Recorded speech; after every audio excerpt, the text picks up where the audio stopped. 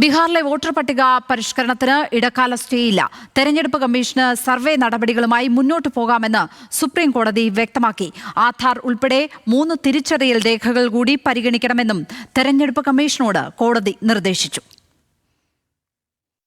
തെരഞ്ഞെടുപ്പിന് മാസങ്ങൾ മാത്രം ബാക്കി നിൽക്കെ ബീഹാറിൽ തിരക്കിട്ട് നടത്തുന്ന വോട്ടർ പട്ടിക പരിഷ്കരണത്തിനെതിരെ രാഷ്ട്രീയ പാർട്ടി നേതാക്കളും സന്നദ്ധ സംഘടനകളും നൽകിയ ഹർജികളാണ് സുപ്രീം കോടതി പരിഗണിച്ചത്.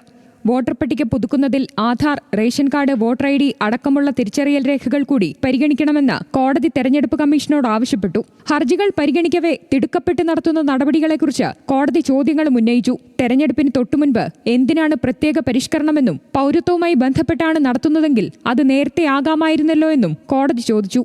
തെരഞ്ഞെടുപ്പിന് മാസങ്ങൾ മാത്രം ശേഷിക്കെ എങ്ങനെയാണ് വോട്ടർ പട്ടിക പരിഷ്കരണത്തിന് തീയതി നിശ്ചയിക്കാനായത്? നടപടിക്രമങ്ങളിലല്ല, അതിന് തെരഞ്ഞെടുത്ത സമയത്തിലാണ് പ്രശ്നമെന്നും ജസ്റ്റിസുമാരായ സുധാൻഷു ധൂലിയ, ജോയ് മല്യ ബാഗ്ചി എന്നിവർ ചൂണ്ടിക്കാട്ടി.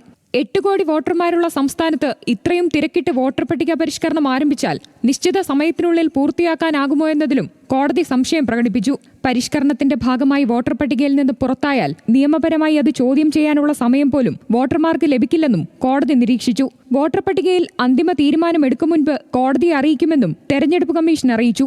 വോട്ടർ പട്ടികയിലെ ഇരട്ടിപ്പ് ഒഴിവാക്കാനാണ് പരിഷ്കരണമെന്നും കമ്മീഷൻ വിശദീകരിച്ചു. ഹർജികളിൽ വിശദമായ വാദം കേൾക്കേണ്ടതുണ്ടെന്ന് വ്യക്തമാക്കിയ കോടതി കേസ് ഈ മാസം 28-ന് പരിഗണിക്കാൻ മാറ്റി. ഈ മാസം 21-നകം തെരഞ്ഞെടുപ്പ് കമ്മീഷൻ വിശദമായ എതിർ സത്യവാങ്മൂലം നൽകണം. തെരഞ്ഞെടുപ്പ് കമ്മീഷന്റെ നീക്കം നിയമവിരുദ്ധവും വിവേചനപരവുമാണെന്ന് ചൂണ്ടിക്കാട്ടിയാണ് ഹർജിക്കാർ കോടതിയെ സമീപിച്ചത്.